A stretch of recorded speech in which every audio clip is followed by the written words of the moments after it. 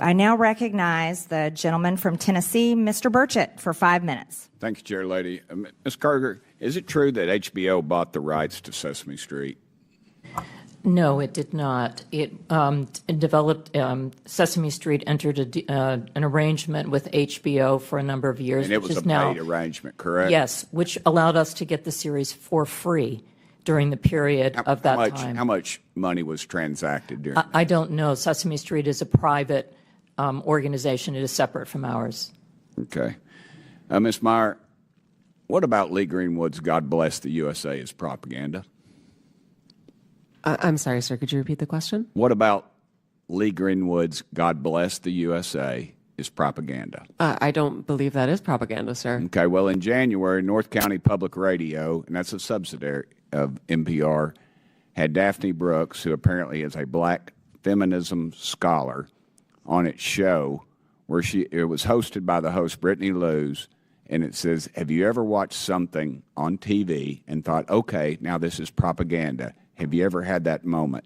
To which Daphne Brooks replied, whenever I see Lee Greenwood singing Proud to be an American. I believe that represents the individual we interviewed on air, not the position. And did you say there's no bias on NPR? That is not a position That is of not a NPR. biased statement, ma'am. That is not even both parties wrap themselves around this song every time there's a national conflict.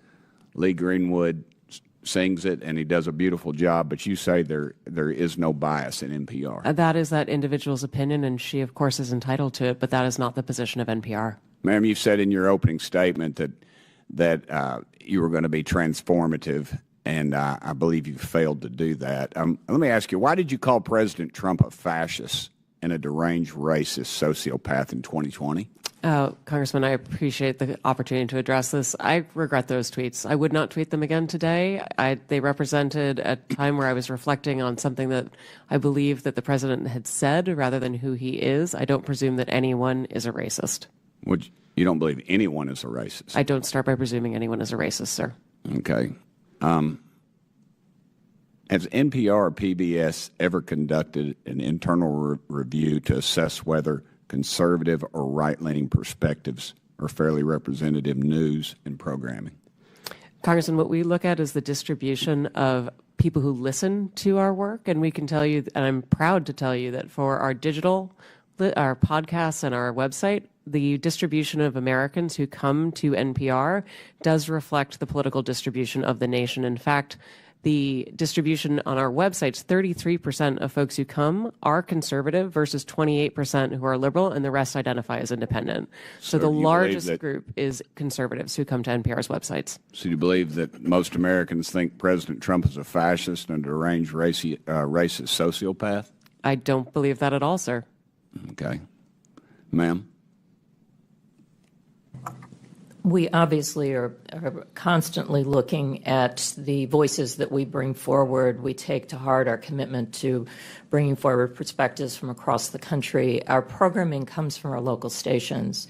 And I mentioned in my opening comment the series that we did out of Arkansas, Southern Storytellers. That's just one little example. 10% of our schedule is news. The rest of it is either children's programming or programming based on history to give us all a collective expression. And we're constantly looking to making sure that we're bringing forward a diversity of viewpoints and perspectives and experiences that really do make up the fabric of this country. Okay. NPR senior editor Early Leonard, it's been mentioned before, but he was quoted as saying an open-minded spirit no longer exists within NPR, and now, predictably, we don't have an audience that reflects America. Yet you stated that the audience does reflect America. He was suspended without pay for 5 days for saying this, and of course he eventually resigned in April 2024. You've also stated that federal funding is essential for NPR to operate, but also claim only 1% of your funding comes from the federal government. Which is it?